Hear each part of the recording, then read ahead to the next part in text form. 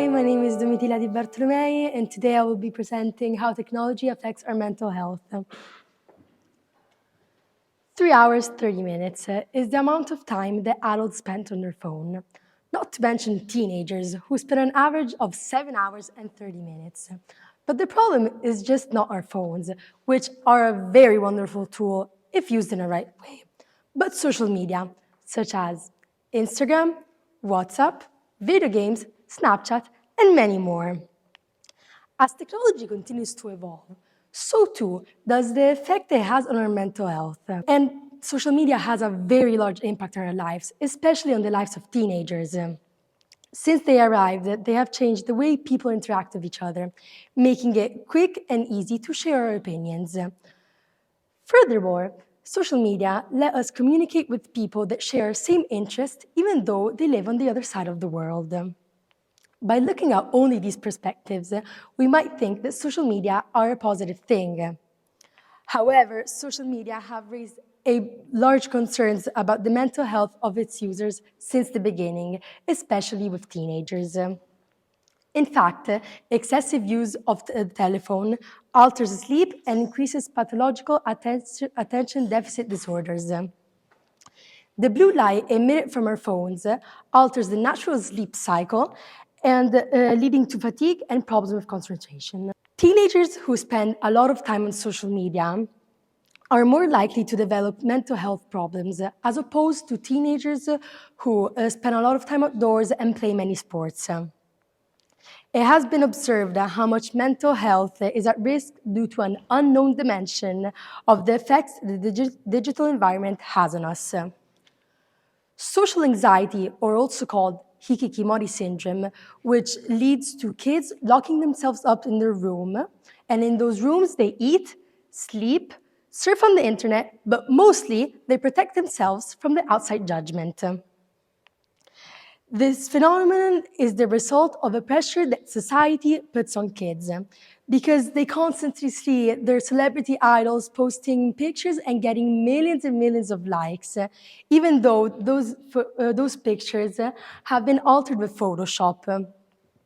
This could lead to horrible consequences to the mental health of kids because they could also try and replicate what they see on those pictures, and this could also lead to them falling into eating disorders. When kids post a picture, they really like receiving many likes. And when they receive a large amount of like, they also receive a large amount of dopamine. Dopamine is a neurotransmitter that makes you repeat an action over and over again, even though that action doesn't really give you pleasure. In this regard, social media, such as Twitter or Instagram, use the like button as a button to gain approval from others. But when kids don't receive a large amount of like after posting, they start to feel rejected from others, and they also start to feel symptoms of depression. Furthermore, many kids get nervous when they don't have an internet connection, and especially those who have fewer opportunities to have an active social life. This trend cannot be continued. What can we do to eliminate all of this? Prevention seems to be the best option, and the schools are the best place for that. Unfortunately, schools are often under-resourced and unprepared to give students the treatment they need. Schools should identify students early on, creating an early warning system that allows the school staff to identify students in need. Then, they should also have plans to integrate students back into school after having a mental health crisis. While waiting for a valid protocol to follow from the institutions, here are some tips that you could follow. You should set limits of time in which you use social media. It would be appropriate to turn off your phones a couple of minutes before going to bed and establish a limited time period in which you use your phone. This would help reduce stress and anxiety. You should be connected with the real world by taking walks outdoors, playing outside, playing sports, and meeting new friends. This can help also eliminate the sense of loneliness. You should abolish notifications.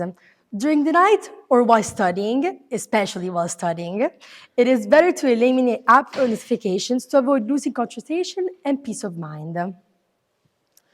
You should meditate.